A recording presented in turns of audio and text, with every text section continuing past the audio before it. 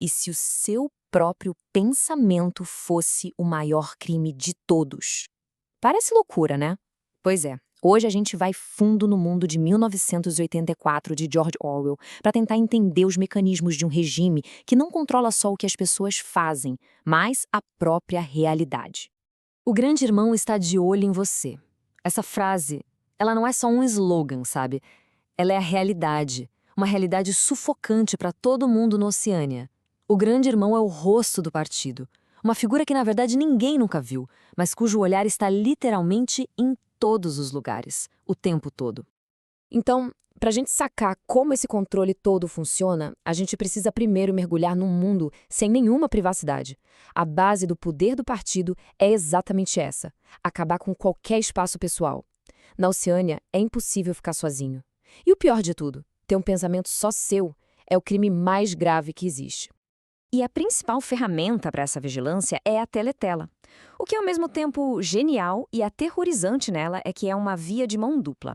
Ela não só joga a propaganda na população sem parar, como também te observa e te escuta o tempo todo.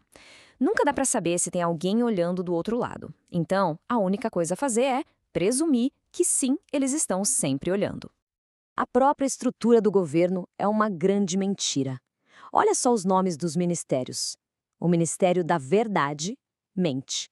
O da Paz faz a guerra. O do Amor tortura. E o da Pujança administra a fome. Essa inversão completa da realidade já é a nossa primeira olhada num conceito-chave do livro: o duplo pensamento. Mas sabe, mesmo no sistema mais opressor que existe, a sementinha da rebelião pode brotar. E agora que a gente vai focar em um homem que ousa desafiar tudo isso: Winston. Esse aqui é Winston Smith. E o trabalho dele, ele trabalha no Ministério da Verdade, onde, literalmente, o serviço dele é apagar o passado e reescrever a história para se encaixar no que o partido quer. Por fora, ele é um cidadão modelo, mas por dentro, um ódio profundo e uma busca desesperada pela verdade o colocam num caminho bem perigoso, sem volta. E o primeiro ato de rebelião do Winston não é jogar uma bomba ou fazer um protesto. É uma coisa muito, mas muito mais perigosa. Ele compra um diário. Ao escrever as próprias memórias, ele está cometendo o crime de pensamento. Ele está criando um registro particular, um registro verdadeiro da vida dele, o que é um ataque direto ao controle total que o partido tem sobre a história. E com essas palavras, que ele rabisca no diário, ele passa de um ponto do qual não dá mais para voltar.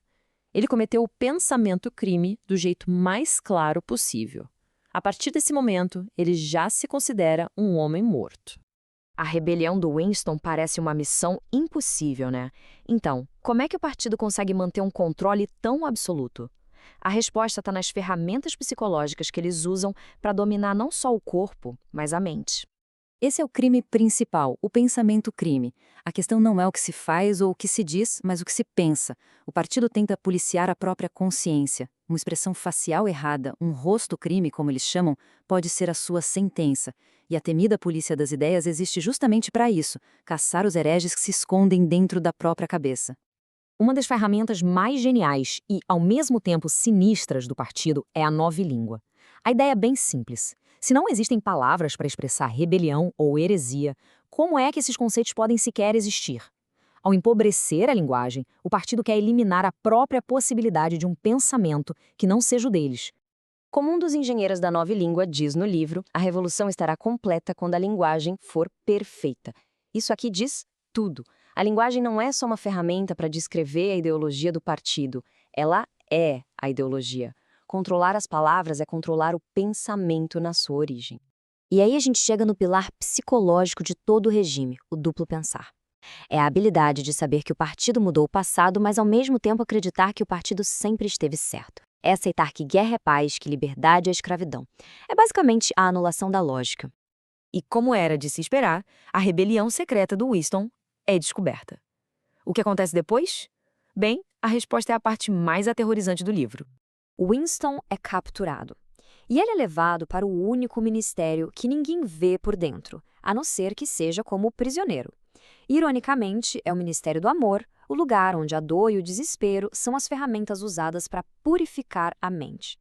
Essa frase do torturador dele, o O'Brien, revela o objetivo final. O partido não quer mártires. Eles não querem só matar a oposição. Eles querem apagar a oposição da existência, convertendo o herege antes de executá-lo. Assim, eles garantem que a dissidência nunca tenha de fato existido. Esse processo de reintegração tem 3 estágios brutais. Primeiro, vem a aprendizagem, onde a dor física quebra qualquer tipo de resistência. Depois, a compreensão, em que a dor mental força a pessoa a aceitar que a rebelião é inútil. E, por fim, a aceitação, quando o indivíduo se rende por completo e o seu eu antigo é simplesmente aniquilado.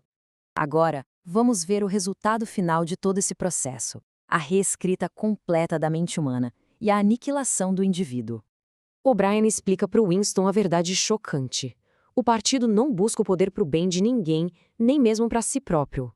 O poder não é um meio para chegar a algum lugar, ele é o fim.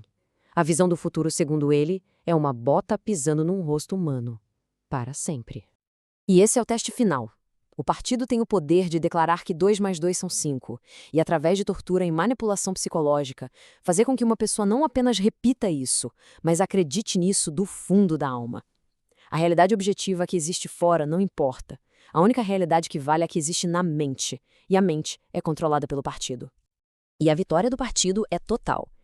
Winston é solto, mas ele não é mais ele mesmo. A conversão dele é completa. Ele olha para o rosto do grande irmão com lágrimas de alegria, com amor. A rebelião que existia dentro dele foi extinta. Na visão do partido, ele foi curado. A história do Winston Smith é um alerta sombrio e nos deixa com uma pergunta fundamental, que talvez seja mais relevante hoje do que nunca. Como é que uma sociedade perde o controle sobre a própria verdade?